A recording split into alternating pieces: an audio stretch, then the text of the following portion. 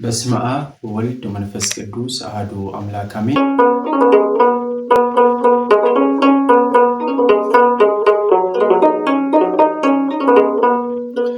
በቃልና በኑሮ ሆነሃል ምስክር፣ እንደ ፀሐይ አበራ በእግዚአብሔር ሀገር።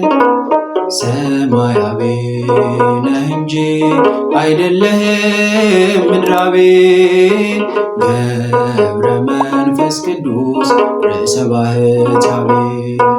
በቃልና በኑሮ ሆነሃል ምስክር፣ እንደ ፀሐይ አበራ በእግዚአብሔር ሀገር።